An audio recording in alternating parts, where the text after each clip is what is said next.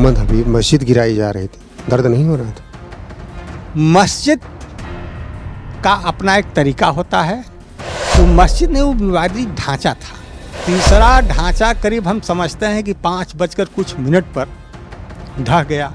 जब ढहा तो उसके समतलीकरण का कार्य लगा चलने।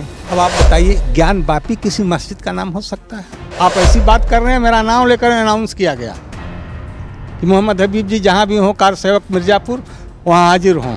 अरे हम तो उस कौम के मुसलमान हैं भैया कि हम भारत माँ से हमारा इतना प्यार है कि अब आप ये जान लीजिए कि हम रामचंद्र जी को, मतलब 1.25 लाख नबी आए थे, हम एक नबी के रूप में ही देखते हैं।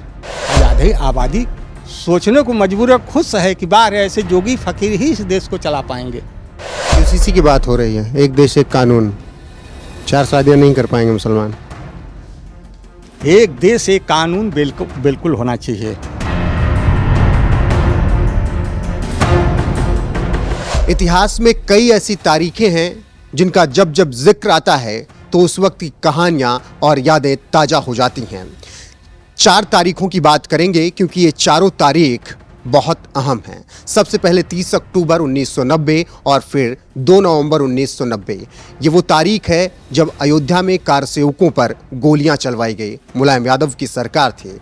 इसके बाद आया 6 दिसंबर 1992 जब बाबरी विध्वंस हुआ। फिर आया 22 जनवरी 2024 जब दुनिया ने देखा अयोध्या में भव्य राम मंदिर। ये चारों तारीखें एक ही जगह से जुड़ती हैं, अयोध्या से, और एक ही मुद्दे पर जुड़ती हैं, राम मंदिर पर। और राम मंदिर के लिए कितने बलिदान हुए, कितने कार सेवकों ने अपना पूरा जीवन खपा दिया, उसके बाद उन्हें 22 जनवरी की तारीख नसीब हुई और अब भव्य राम मंदिर बनकर तैयार है। तो ऐसे में हम एक ऐसे शख्सियत से आपकी बात कराने जा रहे हैं जो कि कार सेवा में रहे हैं, जो कि उस वक्त बीजेपी के साथ थे जब वो जनसंघ हुआ करती थी, फिर जनता दल बनी, फिर भारतीय जनता पार्टी बनी और बीजेपी के बड़े नेताओं के बेहद करीबी हैं।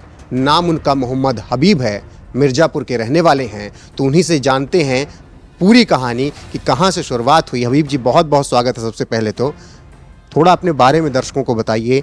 जनसंघ, जनता दल, बीजेपी, कार सेवा, राम मंदिर, इन सब को लेकर थोड़ा बताइएगा।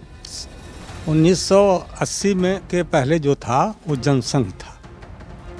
उसमें राजनाथ जी के साथ हम लोग जनसंघ में अक्सर उस कार्यक्रम में उस समय हम लोग नौजवान की स्थिति में थे, आया जाया करते थे।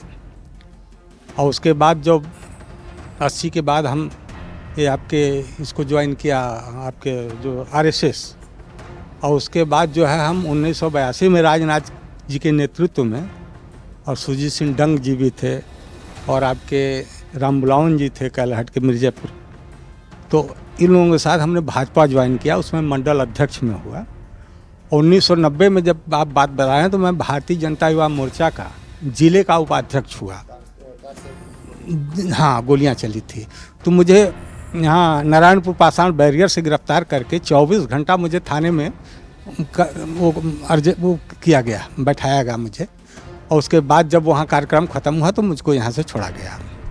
उस समय एक बार राजनाथ जी के साथ हम लोग गए थे अयोध्या सत्याग्रह में। हम 4 बार अयोध्या जा चुके हैं। सत्याग्रह में गए थे तो वहाँ ये समझिए आप कि हम लोगों की गिरफ्तारी उनके नेतृत्व में राजनाथ जी के, और हम लोगों को गिरफ्तार करके सरकारी बस द्वारा इलाहाबाद छोड़ दिया गया। फिर हम लोग अपने गंतव्य को चले आए। 90 वाला दिन बताइए। 90 को जब हुआ मुलायम यादव की सरकार में, कैसी परिस्थितियाँ थी? बहुत विकराल परिस्थितियाँ थीं। हम लोगों को तो नारायणपुर पाषाण बैरियर के पास से गिरफ्तार करके थाने में रख दिया गया है। और उसके बाद जो है और लोग अपना जो जहाँ हो गिरफ्तार हुए, बाकी लोग पहुँचे, गोलियाँ चली। अब तो वहाँ मौके पर मौजूद नहीं थे। हाँ, 1992 वाली घटना में, उसमें हम लोग यहाँ से 50 की संख्या में, जिसमें राम बुलावन जी थे, दवे जी थे, और आपके इस तरह से हम लोग कैंट स्टेशन आए। वहाँ से हम लोग गाड़ी पकड़े, फिर अयोध्या पहुँचे। वहाँ स्टेशन पर उतर करके अयोध्या गाड़ी जिस दिन पकड़े तो हम वो उस दिन था 2 दिसंबर, रात में हम लोग पहुँच गए। तो नृत्य गोपाल दास जी के आश्रम में हम लोगों को मतलब रखा गया वहाँ। और सुबह से 3 तारीख से हम लोगों का 6 तारीख तक जो है बजरंग दल के जो आपके ये थे अध्यक्ष, और ये उमा भारती जी थी, और साध्वी ऋतंभरा जी थी, और ये आपके हिंदू विश्व परिषद के अध्यक्ष माननीय ये सिंगल जी थे। इनका उद्बोधन हम लोगों को 3, 4, 5 मिला। 5 को शाम को हम लोगों को ये कहा गया कि आप लोग चले जाइए सरजू तट, और वहाँ से थोड़ा थोड़ा बालू लेकर के, स्नान वगैरह करके बालू लेकर के आप लोग इस स्थान पर चले जाइएगा जहाँ वो विवादित स्थल था, तो ही कार सेवा होगी आपकी। तब तक हम लोग वहाँ से चले थे वहाँ से, और इतनी काफ़ी लंबी लाइन थी, बहुत विशाल सैलाब था। अब इतना भीड़ तो हमने देखा भी नहीं था ज़िंदगी में। आते आते नज़दीक हम लोग कम से कम 11:30-12 के लगभग समय हो गया विवादित स्थल पर, और वहाँ तब तक ढांचा ढह रहा है। बलदानी जत्था के लोग थे, ढांचा ढह रहा है, गिर रहा है। बाद हम लोगों का जब नंबर आया तो हम लोग भी बालू की जगह बालू रखे, और फिर उसी कार सेवा में वहाँ लगे हम लोग। तो तीसरा ढांचा करीब हम समझते हैं कि 5 कुछ मिनट पर ढह गया। जब ढहा तो उसके समतलीकरण का कार्य लगा चलने, और जितने लोग गिरने में चोटिल उटिल होते थे उनको स्थानीय स्तर पर अस्पताल भी पहुंचाया जाता था। पूरी अयोध्या एक तरह से हम उतना असलहा, उतना वो जन सैलाब, अब वो क्या हम बतावें कि एकदम पूरी नगरी घिरी हुई थी उस समय। नाम मोहम्मद हबीब, मस्जिद गिराई जा रही थी, दर्द नहीं हो रहा था? मस्जिद का अपना एक तरीका होता है, किसी भी पूजा स्थल का। अब उसके हम उसमें नहीं जाना चाहते हैं अभी फ़िलहाल, उसके लिए कभी आपसे हम बातचीत करेंगे। वो मस्जिद नहीं, वो विवादित ढांचा था। देखिए, आज जैसे आप बनारस की बात कर रहे थे इससे पहले, अब आप बताइए ज्ञान वापी किसी मस्जिद का नाम हो सकता है? ये आपका लाट भैरव किसी मस्जिद का नाम हो सकता है? तो अब उसके बाद क्या, उसके इतिहास के बारे में घुसने में फिर हमको अपना पैरा चेंज करना पड़ेगा। हम 6 दिसंबर 92 की घटना का जिक्र आपसे नहीं कर पाएंगे इसके लिए जो उसकी एनालिसिस है वो तो देखा जाएगा, तो फिर आपको समझ में आ जाएगा कि नहीं सही बोल रहे हैं। जी हाँ। तो उसके बाद जब समतलीकरण में काफ़ी 10-11 बज गए, और बच गए तो हम लोगों के हुआ कि ऐलान किया गया वहाँ। हम थोड़ा साथ भी हमारे साथियों से छूट गया था, तो मेरा नाम लेकर वहाँ, आप ऐसी बात कर रहे हैं, मेरा नाम लेकर अनाउंस किया गया कि मोहम्मद हबीब जी जहाँ भी हों, कार सेवक मिर्ज़ापुर, वहाँ हाजिर हों। जी, इनके साथीगण जो हो रहे हैं, रेलवे स्टेशन जाना है, गाड़ी पकड़ के अपने गंतव्य को निकलना है, समझ रहे हैं। तो हम लोग ही अपना गाड़ी उड़ी पकड़े और फिर आए। हाँ, सुबह होते होते बनारस आया गया। उसके बस द्वारा हम लोग अपने अपने गांव को गए। दरहार साइड में जफराबाद एक गांव है, वहीं मेरा निवास स्थान है, वहीं हम लोग पहुँचे। उसके बाद आपके समाज में कोई परिवर्तन नहीं देखा? फतवा तो जारी नहीं हुआ आपके लिए? नहीं, फतवा देखिए, फतवा जारी क्या करेंगे? फतवा का मतलब एक सुझाव होता है। फतवा का मतलब ये नहीं होता है कि आपको निष्कासित कर दिया जाए। इस्लाम हमारे पूर्वजों ने अपनी स्वेच्छा से स्वीकार किया है ना। आप फतवा जारी कर देंगे तो इसका मतलब ये नहीं है कि हम इस्लाम से खारिज हो जाएंगे, इसलिए कि इसका अपना बाइलाज है। इस मुसलमान या धर्म जो भी अपनाता है, या पूजा पद्धति जो भी इंसान अपनाता है, अपने ईमान से अपनाता है, अपने पूर्वजों के आधार पर अपनाता है, और खारिज करने का किसी को दूसरा अधिकार नहीं है। हम जब उस इस्लाम के दायरे के बाहर जाएंगे तब तो कोई खारिज या कोई इस तरह की बात आएगी कि मुझे लोग जलील करें या मुझसे ऐसी कोई बात करें। जब हम इस्लाम के दायरे में हैं तो अब किसी महापुरुष को न माने। अरे हम तो उस कौम के मुसलमान हैं भैया कि हम भारत माँ से हमारा इतना प्यार है कि अब आप ये जान लीजिए कि हम रामचंद्र जी को, मतलब 1.25 लाख नबी आए थे, हम एक नबी के रूप में ही देखते हैं, नबी हिंद के रूप में देखते हैं। हम हमारी सभ्यता संस्कृति इस तरह की रही है। आज जैसे आप देख लीजिए, अगर मुसलमानों की बिरादरी ली जाए तो कोई कपड़ा सिलने का काम करता है, कोई बाल काटने का काम करता है, कोई घोड़ा को मालिश करने का काम करता है, कोई नाली साफ करने की मांग करता है। तो हमने इस्लाम कहीं न कहीं से हमारे पूर्वज कन्वर्ट हुए हैं, अब जिन भी परिस्थितियों में कन्वर्ट हुए हों, समझ रहे हैं। अब रह गई बात तो हमारे पूर्वजों की देन है, हमारे ईमान की बात है, तो उसको ऐसे खारिज करने से या कुछ कहने से ऐसा कुछ नहीं होने वाला है। 3 तारीखों का जिक्र हो गया, 30 अक्टूबर, 2 नवंबर, 6 दिसंबर। 22 जनवरी 2024 राम मंदिर बना, दर्शन करने गए, जाएंगे? ऐसा है कि हमारे यहाँ आरएसएस के लोग निमंत्रण लेकर के करीब हम समझते हैं कि 22 के एक हफ्ता पहले पहुँचे थे। पूजी तक्षत और वहाँ का मंदिर का मॉडल और इस तरह की कोई मतलब हमको कुछ मिला था गाइडलाइन वगैरह, तो इसमें थोड़ा सा पार्टी के संगठन की तरफ से हुआ था कि कुछ इस समय भीड़ ऐसा न लगाया जाए जिससे कि बाहर से आने वाले लोगों को दूसरे राज्यों से दिक्कत हो। तभी उसके लिए हमारे साथियों से बातचीत चल रही है। दर्शन तो किया ही जाएगा, जब उसके बनने के लिए इतना त्याग किया गया है। बिल्कुल खुश हैं, खुश रहना चाहिए। अपने पूर्वजों पर नहीं खुश रहेंगे। मानुष हो तो वहीं रसखान बसो ब्रज गोकुल गांव के ग्वारन, जो पशु हो तो कहा बसु मेरो चरो नित्यानंद की देनु मजारन, पाहन हो तो वहीं गिर को जो कर छत्र पुरंदर धारण। अब जहाँ इस तरह की सोच है, रसखान समाधि आज भी वृंदावन में कायम है और आज भी यह समझ लीजिए कि रहीम के वचन आज भी कायम है। तो ये सब इस तरह का जहाँ देश है, आज मज़ार पर, अब जहाँ मुसलमान की आप बात करते हैं, हमारे यहाँ जैसे देवबंद मज़ार पर नहीं जाना पसंद करते, लेकिन ख्वाजा मोइनुद्दीन चिश्ती आए, आपके दिल्ली में जो हैं वो निजामुद्दीन औलिया आए, तो लोगों ने प्रचार किया, हिंदू मुस्लिम तहजीब के तहत सारी बात की। आज सुन्नी जमात जो है उस रास्ते पर चल रहा है, लेकिन कोई तो अब हिंदू भाई हमारे जाते हैं पुष्कर में पूजा करते हैं और पहले अजमेर में जाकर चादर चढ़ाते हैं। तो अब बताइए, वह तहजीब अगर हमारे भाई पास कायम है तो वह तहजीब मेरे अंदर भी होना चाहिए कम से कम। वो लोग जो हैं कहते हैं कि फिर से 6 दिसंबर आएगा, बाबरी को ही भूलेंगे थोड़ी, वक्त आएगा हमारा भी। नहीं देखिए, अब ये तो ओहो, अब हम कहते हैं कि आपके पश्चिमी, अरे इसमें जो बांग्लादेश है वहाँ प्रधानमंत्री शेख हसीना जी हैं, यहाँ बेनज़ीर जी भुट्टो हुआ करती थी, लेकिन हमारे धर्म में तो नहीं है कि मुस्लिम शासक हो।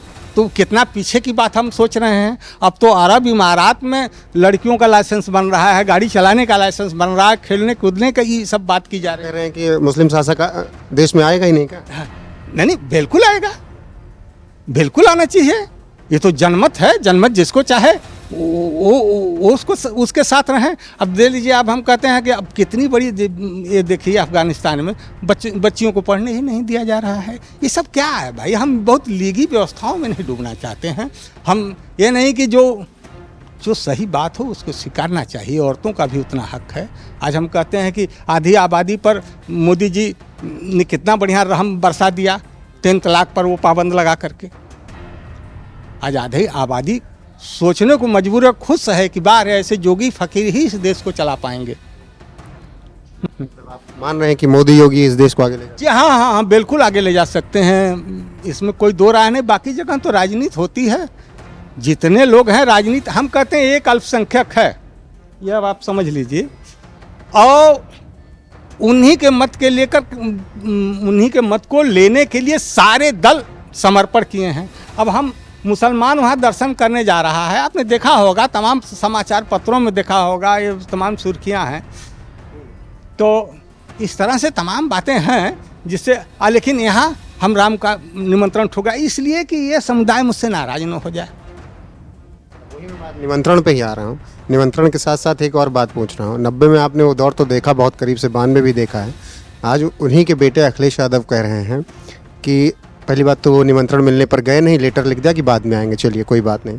आज कह रहे हैं कि सुप्रीम कोर्ट का जब फैसला आया, अगर मैं सरकार में होता तो 1 साल में मंदिर बनवाता, 3 साल 4 साल ना लगते। देखिए ऐसा है, सुप्रीम कोर्ट का फैसला जब आया तो मंदिर के लिए ट्रस्ट निर्धारित हुआ, किसी पार्टी द्वारा नहीं वो किया गया, ट्रस्ट के द्वारा उसका निर्माण करा गया। देश के चाहे हिंदू हों चाहे मुसलमान, अच्छी खासी रकम चंदे के रूप में लोगों ने दिया। जैसे सलमान खान हुए, वहाँ के एक आराम मशीन वाले हैं खुद अयोध्या के, उन्होंने 5 करोड़ रुपया दिया। मतलब इस तरह जो सुनने में बात आई, हम तो देखे नहीं है, लेकिन ऐसी, लेकिन यह जो उस निमंत्रण को ठुकराए तो क्यों ठुकराए? इसलिए कि अल्पसंख्यक नाराज न हो जाए। अल्पसंख्यक जाकर वहाँ अपना वो कर रहा है दीदार श्री राम जी का, आप इस तरह से बात कर रहे हैं केवल उसको खुश करने के लिए। चाहे ओबीसी साहब हों, चाहे कांग्रेस हो, जितने लोग, बताइए इस पूरे भारत की, बताइए 20वीं सदी वर्ष पहले, मतलब ईसा के पूर्व की कहानी, इस बात को झुठला रहे हैं लोग एकमात्र अल्पसंख्यक मत के लिए कि नहीं नहीं भैया हम इस निमंत्रण को स्वीकार नहीं करते। पिछले 10 साल से ज़्यादा हो रही है 2014 से कि लगातार मुस्लिमों को मोदी ने दबा के रखा है। नहीं, देखिए, अगर कायदे से देखा जाए, किस मुस्लिम को अनाज नहीं मिलते पात्र गृहस्थी के तहत, या ये जो लाल कार्ड वाला जो ये है, किसको आवास नहीं मिला है, किसको पेंशन नहीं मिल रहा है अगर 60 साल की अवस्था उसकी हो गई है। जितने भी जोगी जी ने शादी कराए उसमें कम से कम 2, 4, 5, 6, 7, 8, 10 की संख्या जोड़ों में मुसलमानों की शादियां हुई हैं।